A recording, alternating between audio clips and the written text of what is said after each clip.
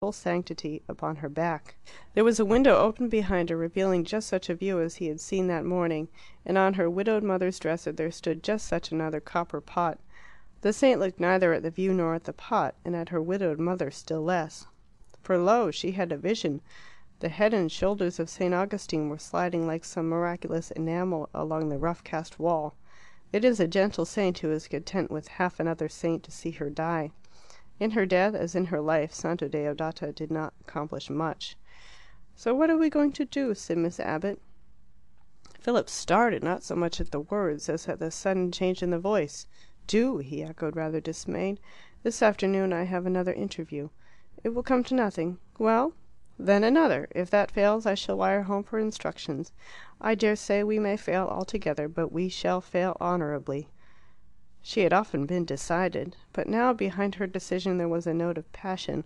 She struck him not as different, but as more important, and he minded it very much when she said, "That's not doing anything. You would be doing something if you kidnapped the baby, or if you went straight away. But that to fail honourably, to come out of the thing as well as you can is that all you are after?" "Why, yes," he stammered. "Since we talk openly, that is all I am after just now. What else is there? If I can persuade Signor Carella to give in, so much the better. If he won't, I must report the failure to my mother, and then go home."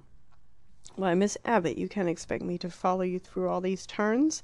"I don't. But I do expect you to settle what is right, and to follow that. Do you want the child to stop with his father, who loves him and will bring him up badly? Or do you want him to come to Sawston, where no one loves him, but where he will be brought up well? There is the question, put dispassionately enough even for you.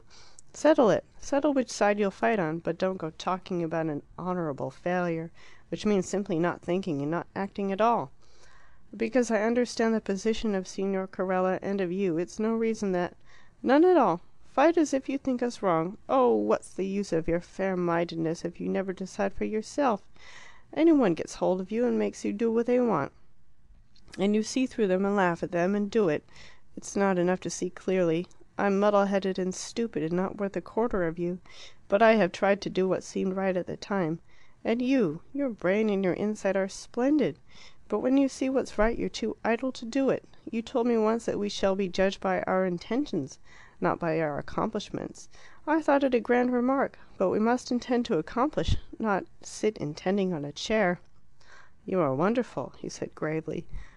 "Oh, you appreciate me!" she burst out again. "I wish you didn't. You appreciate us all, see good in all of us.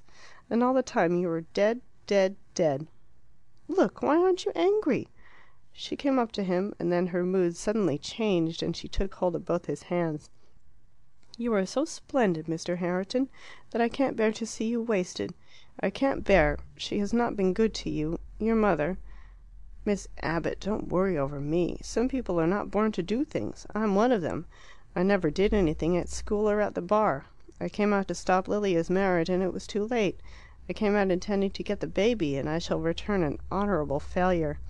I never expect anything to happen now, and so I'm never disappointed.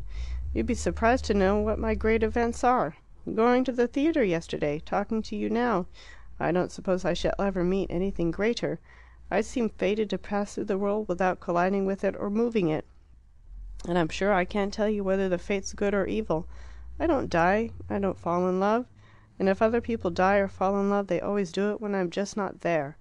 You're quite right. Life to me is just a spectacle, which, thank God and thank Italy and thank you, is now more beautiful and heartening than it has ever been before."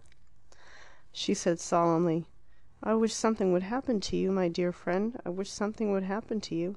"But why?" he asked, smiling. "Prove to me why I don't do as I am."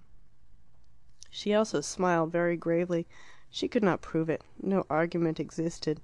Their discourse, splendid as it had been, resulted in nothing, and their respective opinions and policies were exactly the same when they left the church as when they had entered it.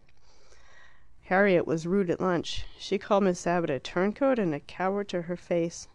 Miss Abbott resented neither epithet, feeling that one was justified and the other was not unreasonable. She tried to avoid even the suspicion of satire in her replies, but Harriet was sure that she was satirical because she was so calm. She got more and more violent, and Philip at one time feared that she would come to blows. "Look here," he cried, with something of the old manner, "it's too hot for this. We've been talking and interviewing each other all the morning, and I have another interview this afternoon. I do stipulate for silence. Let each lady retire to her bedroom with a book." "I retire to pack," said Harriet. "Please remind Signor Carella, Philip, that the baby is to be here by 8:30 this evening." "Oh, certainly, Harriet. I shall make a point of reminding him." "And order a carriage to take us to the evening train."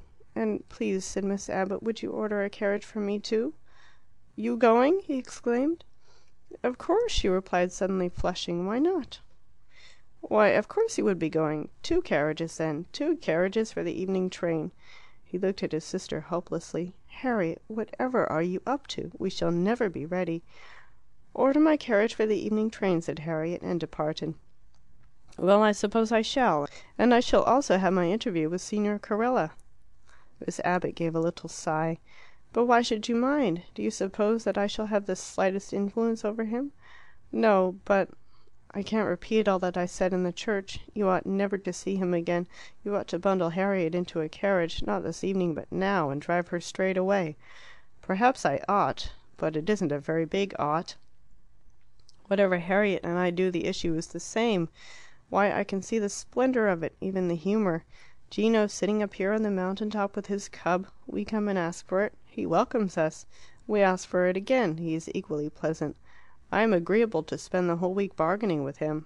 But I know that at the end of it I shall descend empty handed to the plains. It might be finer of me to make up my mind, but I'm not a fine character, and nothing hangs on it." "Perhaps I am extreme," she said humbly. "I've been trying to run you, just like your mother. I feel you ought to fight it out with Harriet. Every little trifle, for some reason, does seem incalculably important today, and when you say of a thing that nothing hangs on it, it sounds like blasphemy. There's never any knowing how am I to put it? Which of our actions, which of our idlenesses, won't have things hanging on it for ever?" He assented, but her remark had only an aesthetic value.